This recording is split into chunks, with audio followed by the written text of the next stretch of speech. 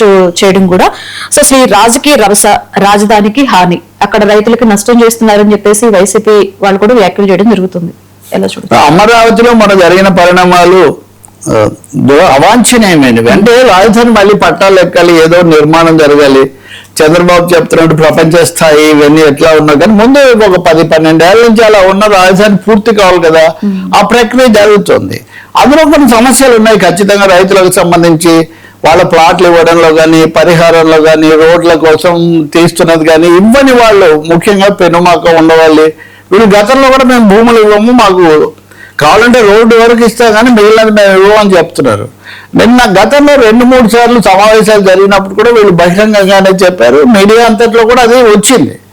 చంద్రబాబు నాయుడు కూడా పెమ్మసాని చంద్రశేఖర్, నారాయణ, శ్రావణ్ కుమార్, అలాగే CRDA commissioner వీళ్ళందరితో కమిటీ కూడా వేశారు. రైతుల మాటలు సమస్యలు పరిష్కరించండి అని ఇలాంటి విధంగా. కాబట్టి సమస్యలు ఉన్నాయి, సవాళ్ళు కూడా ఉన్నాయి. కానీ అదే సమయంలో గతంలో వైసీపీ వాళ్ళు మూడు రాజధానులు అని చెప్పి మొత్తాన్ని ఆపేసింది. కాబట్టి జగన్ ప్రభుత్వం ఇప్పుడు వైసీపీకి ఇక్కడికి వచ్చే అర్హత లేదన్నది వాళ్ళ మాట. ఏమనాలి, కొంతమంది రైతులు కావచ్చు, లేకపోతే తెలుగుదేశం ముఖ్యంగా. కానీ రైతులేమో ఎవరు బాధల్లో ఉన్న వాళ్ళు, ఇప్పుడు ఈసారి పాలించిన వాడే ఓడిపోతాడు. ఇప్పుడు బీఆర్ఎస్ ఓడిపోతుంది, కాంగ్రెస్ వస్తుంది. బీఆర్ఎస్ కదా ప్రతిపక్షంలో ఉంటుంది. మళ్ళీ అంతకుముందు మీరు ఏదో చేశారా అంటే ప్రజాస్వామ్యంలో ఉండే సూత్రమే అది.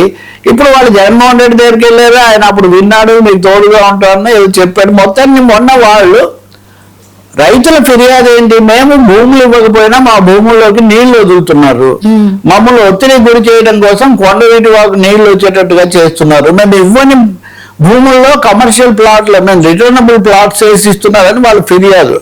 ఈ ఫిర్యాదు వినడానికి మేము వెళ్తుంటే మమ్మల్ని రైతుల పేరుతో రైతుల చాటున తెలుగుదేశం టీడీపీ వాళ్ళు వచ్చి దాడులు చేశారు. అక్కడ పగిలింది, ఓ పోలీస్ కూడా గాయాలు తగిలి, ఇదంతా కనిపిస్తుంది. సరే గూండాలు అనేది ఒకటైతే అక్కడ ఉన్న పరిస్థితి ఇంకొకటి. గతంలో మీరు చేశారు కదా, ఇప్పుడు దేశీ ప్రదర్శనలను పోలీసులను ప్రయోగించారు, లాఠీ చార్జీలు జరిగాయి, లేదా మహిళలకు సంబంధించి కొంత నిర్బంధం చేశారు. దాన్ని అందరూ ఖండించారు. ఇంకా అందులో ఖండించడం ఓడించారు కదా, ఘోరంగా 11 స్థానాలు ఇచ్చి. అక్కడ కూడా అంతకుముందు ఓడించిన లోకేష్ ను గెలిపించారు కదా. కాబట్టి ప్రజలు స్పష్టమైన తీర్పు ఇచ్చేసారు. ఆ దశ అయిపోయింది. 2 ఏళ్ళు కూడా అయిపోయినాయి. ఇప్పుడు 2 ఏళ్ళు అయిన తర్వాత అమరావతి ఏ దశలోకి వచ్చింది, సమస్యలు ఏంటి అనేది రాదా చర్చ. ఇవి వచ్చినప్పుడు తెలుగు వైసీపీ కానీ లేదా ఎవరైనా కానీ, ఏ పార్టీ అయినా, ఏ సంఘం అయినా అక్కడికి వచ్చే అవకాశం ఉంటుంది. రైతులతో పాటు వాళ్ళు మేము పిలిస్తే వచ్చారని వాళ్ళు అంటున్నారు. వాళ్ళని ఆపడము, అక్కడ దాడి అన్నారు. గొడ్డలి పార్టీ ఇప్పుడు మాదా మీద అని కూడా అనటం జరిగింది అంబటి రాంబాబు. అదే ఈ మాట పోటాపోటీ మాటలతో ఫలితం ఏంటి? చూడే చుక్కువాసి పేరే పెద్ద మనిషి, అమ్మకి ఎత్తారా చెప్పుల గంపని సామెత. అట్లా వీళ్ళు చెప్పుకొని చివరికి అమరావతి ప్రయోజనం కదా దెబ్బతింటుంది. నా పాయింట్ ఏమంటే ప్రజాస్వామికంగా రానివాడు వాళ్ళు పరిశీలించుకుంటారు, వెళ్తారు. అధికారం ప్రభుత్వం చేతిలోనే ఉంటుంది. మీరు అనుకున్నదే అమలు జరుగుతుంది. ఇప్పుడు మావిగన్ అమలు కాదు కదా, తాడు పొంగడం లేదు. మావిగన్ ఏమవుతుంది? సో మావిగన్ అంటారా, రానివ్వకుండా ఎంతకాలం ఉండగలరు? ఇప్పుడు వాళ్ళ దగ్గరికి వెళ్లకుండా ఆపలేరు కదా. వీళ్ళు కలెక్టర్ దగ్గరికి వెళ్ళి ఫిర్యాదు ఇచ్చారు రైతులు. అమరావతి ఏ కారణం వల్ల అయితేనేమి 10 ఏళ్ళు 12 ఏళ్ళు అది గ్రహణం పడి రావాల్సిన అభివృద్ధి రాలేదు. ఇప్పుడైనా కొంత నిర్మాణం జరుగుతుందంటే ఇప్పుడు ఇలాంటి ఉద్రిక్తతలు వస్తాయి, ఇప్పుడు ఇలాంటి దాడులు వస్తాయి. ఇప్పుడు ఒకరినొకరు రెచ్చగొట్టుకుంటే మళ్ళీ మొదటికి వస్తుంది కదా. నా ఆందోళన అమరావతి గురించి. ఆ కాస్త అభివృద్ధి కూడా ఆగిపోతుంది, ఒక ఇమేజ్ పాడవుతుంది. అలాగే రియల్ ఎస్టేట్ సెక్షన్స్ ఇవన్నీ ఉంటాయి. రేట్లు ఎలా పెంచాలి, పెంచుకుందామని చూసేవాళ్ళు ఉంటారు, రేట్లు ఎలా తగ్గిద్దామని చూసేవాళ్ళు ఉంటారు. రాజకీయంగా రకరకాల శక్తులు ఉంటాయి. అటువంటిప్పుడు అక్కడ ప్రశాంతతను, ప్రజాస్వామిక వాతావరణాన్ని కాపాడుకోవడం ముఖ్యం తప్ప ఒకరి మీద ఒకరు పోటీ పడిపోయి వాతావరణం తెస్తే ఏ లాభం? ఇప్పుడు అది అయిన తర్వాత కేసులు కూడా పెట్టారు. ఆ రోజు అంబటి రాంబాబు ఇంకొక ఆయన వీళ్ళు వచ్చి చేశారని ఒకరి మీద SC ST కేసు పెట్టారన్నారు. తెలుగుదేశం వాళ్ళ మీద. వాళ్ళు అనేది ఏంటి, మా మీద కేసులు తీవ్రంగా పెట్టారు, వాళ్ళ మీద ఏమో సింపుల్ గా పెట్టారని. ఇంకొకటి ఏంటి, హోంమంత్రి గారు మాట్లాడారు, అనిత గారు. తెలుగుదేశం నాయకులు చాలా మంది, మంత్రులు చాలా మంది మాట్లాడారు. తెలుగుదేశం కార్యాలయం మీద దాడి చేయడానికి వచ్చిన వాళ్ళే అమరావతికి వచ్చిన వాళ్ళలో ఉన్నారు. సార్ తెలుగుదేశం పార్టీ మీ ఆఫీస్ సార్, అమరావతి ఎవరి ఆఫీస్ కాదు అది. ఇక్కడ తెలుగుదేశం పార్టీ ఆఫీస్ అయితే వైసీపీ ఆఫీస్ దగ్గర అది చూసుకోవాలి. ఇక్కడ అమరావతికి తెలుగుదేశం పార్టీ ఆఫీస్కి ముడి పెడితే ఎట్లా? కాబట్టి ఎవరు ముఖ్యమంత్రిగా ఉన్నా, ప్రభుత్వం ఏదున్నా, ఇంకో పెద్ద ప్రశ్న 2 ఏళ్ళు అయిన తర్వాత అమరావతి వేగం సరిపోలేదని ఇప్పుడు నేను చూపించిన పత్రికల్లోనే రాశారు. ఫిర్యాదులు కూడా చేస్తున్నారు.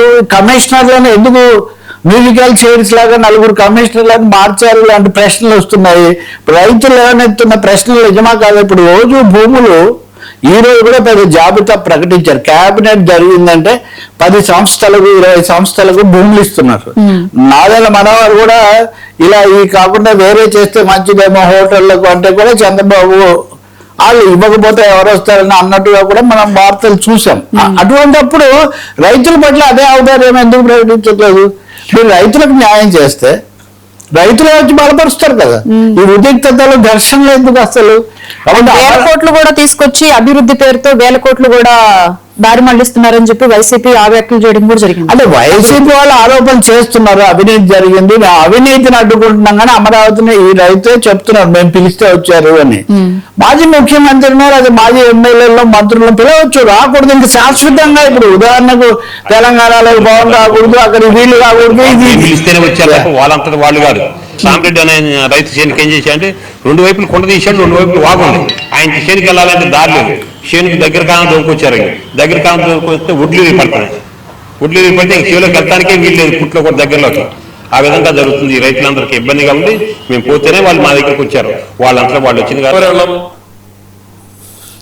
ఈ విధంగా వైసీపీ వాళ్ళు చాలా మంది వచ్చి ఇట్లా వాళ్ళ సమస్యలు చెప్పుకున్నారని చెప్పారు. కొద్దిమంది వెళ్ళారు, ఓకే వైసీపీ అంతకుముందు ఆపిందని కోపం కూడా ఉండొచ్చు. But at the same time ఆయన దగ్గర వెళ్ళి వాళ్ళు చెప్పారా, వాళ్ళు వచ్చారు. వస్తేనే ఏమైపోతుంది, ప్రభుత్వాన్ని కాదని ఏం చేయలేరు కదా. జస్ట్ మేము చూడడానికి వచ్చామని మరి ఉద్రిక్తత పెరిగితే ఎవరికి నష్టం? అందుకే నేను అంటున్నా అమరావతిలో ఖచ్చితంగా కుట్ర జరుగుతుంది. కుట్ర ఎవరిది? ఈ కుట్ర ఎవరికి నష్టం చేస్తుంది? కుట్ర ఖచ్చితంగా రైతులకు నష్టం చేస్తుంది, కుట్ర ఖచ్చితంగా రాష్ట్రానికి నష్టం చేస్తుంది. అది ఇది చేసి మళ్ళీ వైసీపీ వాళ్ళే అడ్డుపడ్డారు అనేది స్లోగన్ అయితే, లేదా వైసీపీ వాళ్ళే మమ్మల్ని అడ్డుకున్నారు అని చెప్తే మళ్ళీ వైసీపీ టీడీపీ రచ్చలాగా రాజధాని మారిపోతే రైతులకు ఏం లాభం అండి? భూములు ఇచ్చిన రైతులకు ఏం లాభం? పనులు కోల్పోయిన వ్యవసాయ కార్మికులకు ఏం లాభం? అక్కడ చిన్న వ్యాపారులు, చేతి వృత్తిదారులు, అసలు జీవితం అంతా డిస్లొకేట్ అయినటువంటి వాళ్లకు మళ్ళీ దాన్ని మొత్తాన్ని ఒక చోటికి చేర్చి ఒక వాతావరణం తీసుకురావడానికి బదులు ఒకరి మీద ఒకరు పోటీ పడి తిట్టేసుకొని చేస్తే, లేకపోతే ఇప్పుడు రాళ్ళు విసరడం అవి కనిపిస్తుంది. ఎవరు విసినారు రాయే కదా, ఎవరిదైనా దెబ్బ తగులుతుంది కదా. కాబట్టి ఇక్కడ ఇది పంతాలకు సమయం కాదు, పంతాలకు రాజధాని బలి కాకూడదు. రాజధానిలో ప్రశాంతత కావాలి, పంతాలు కాదు. రాజధానిలో కావాల్సిన ప్రశాంతత కావాలి. ఒకవేళ వైసీపీ వాళ్ళు కూడా అవినీతి ఆరోపణ ఉంది, ఇవ్వండి, ప్రభుత్వానికి ఇవ్వండి, లేకపోతే కేంద్రానికి ఇచ్చి వచ్చారు కదా, మనం చేయండి. మీరు అన్ని 5 ఏళ్ళ అధికారంలో ఉన్నారు, ఏం ఆధారాలు ఉన్నాయో ప్రజల ముందు చెప్పండి. ఒకటి చెప్తున్నారు భూములు, ఇంకొకటేమో రేట్లు ఎక్కువ తీసుకుంటున్నారు. ఇవి రెండు మీరు ప్రజలకు చెప్పండి, అంతేగాని టెన్షన్ పెంచకూడదు. అమరావతిలో టెన్షన్ మటుకు ఏమాత్రం అక్కడున్న వాళ్ళకి కూడా ఇప్పట్లో జరగదేమో అన్న అనుమానం అండి. ఇప్పుడు దీనివల్ల నేను ఒకటి చెప్తున్నా, బాగా మోతుబర్లు, బాగా ఆర్థిక పుష్టి ఉన్న వాళ్ళు, మామూలు చిన్న మనుషులు, మధ్యతరగతి రైతులు, అక్కడ బతికే వాళ్ళు, వాళ్ళందరూ హతాశలు అయిపోతారండి. మళ్ళీ మొదటికి వచ్చింది అక్కడ మళ్ళీ నెగిటివ్ ఇది కనుక మొదలైతే చాలా కష్టం కలుగుతుంది. మెయిన్ ఉన్న టీడీపీ గెలిచినప్పుడు కూడా ఈసారి ఖచ్చితంగా అభివృద్ధి చెందుతుంది అమరావతి, ఈసారి ఖచ్చితంగా రాజధాని అయిపోతుందని చాలా ఖచ్చితంగా నమ్మారు. ఉంది కదా అది మూడు రాజధానుల. మేము ఇప్పుడు కూడా మేము పొద్దున్న చూస్తున్నా అవినాష్ దేవుని ఆయన మాట్లాడుతున్నాడు, మేమే అమరావతికి వ్యతిరేకం కాదు, అవినీతికి మాత్రమే వ్యతిరేకం. అదే దాని మీద చేయండి మీరు, దాంట్లో ఎవరు కాదంటారు. అలాగే పవన్ కళ్యాణ్ లాంటి వాళ్ళు కూడా చొరవ తీసుకొని అక్కడ అప్పుడు కూడా వెళ్ళాడండి 2016 అప్పుడు కూడా వెళ్ళి ఇస్తేనే తీసుకోండి లేకపోతే వద్దన్నాడు పవన్. నేను అప్పుడు అమరావతి అడుగులేటు అని జగన్ రాకముందే ఒక పుస్తకం రాశాను. అప్పుడు పవన్ కళ్యాణ్ బొమ్మ కూడా ఉంటుంది దాంట్లో. అప్పుడు కూడా జగన్ రానివ్వలేదు, ఆయన వస్తే పసుపు నీళ్ళకి వెళ్ళలేదు తెలుగుదేశం వాళ్ళు. జగన్ కాదు, ఈవెన్ ఆ మేధా పాట్కర్ లాంటి వాళ్ళు వస్తే కూడా ఆపారు. ఇప్పుడన్నా ఏదో అప్పుడు కూడా ఆపారు. కాబట్టి అమరావతి అనేది రాజకీయంగా ఏదో ఒకరిది అనే వాతావరణం నుంచి బయటికి రావాలి. అందులో కూడా అందరు కాదు, మళ్ళీ చిన్న రైతులు, పెద్ద రైతులు, ఈ సమస్య కూడా చాలా ఉంది. దీన్ని తప్పకుండా ఈ ప్రశాంతత తప్ప ఇది మళ్ళీ పునరావృతం కాకూడదు. టెన్షన్ అనేది మళ్ళీ వచ్చే పరిస్థితి మటుకు ఏమాత్రం మంచిది కాదు. ప్రభుత్వం, పోలీసులు, సిఆర్డీఏ కూడా దానికి తగిన చర్యలు తీసుకోవాలి. కేంద్రం కూడా ప్రేక్షక పాత్ర ఎందుకని వహించరు? కేంద్రం రాజధానికి సహాయం చేస్తారని చెప్పింది, చేస్తుంది కదా. వాళ్ళు కూడా ఒక పెద్దన్న పాత్ర తీసుకొని ఇలాంటి ఆటంకాలు లేకుండా ఎందుకు చేయకూడదు? మీరు ఫిర్యాదులు ఉంటే స్వీకరించండి, సహాయం చేయండి. రైట్ సార్, మరొక అంశం, సర్దెబ్బలు మొదలు యువ ఓటర్లకి షాక్, మేం పౌరులం కాదా అని ఓటర్లు ప్రశ్నించడం జరుగుతుంది సార్. మేము పౌరులం కాదా అని ఓటర్లు సరేనండి. ఇండియన్ ఎక్స్ప్రెస్ లో చాలా సీనియర్ మోస్ట్ ప్రభు చావ్లా వ్యాసం రాశారు నిన్న. Who is an Indian citizen, am I not an Indian citizen, నేను భారత పౌరుని కాదా? ప్రతి వాళ్ళు భారత పౌరసత్వాన్ని నిరూపించుకోవాలంటే దేన్ని ఆధారంగా నిర్ణయించుకోవాలి? మీరు ఇవ్వలేదు. ఈ దేశంలో పౌరసత్వ పత్రం ఏమీ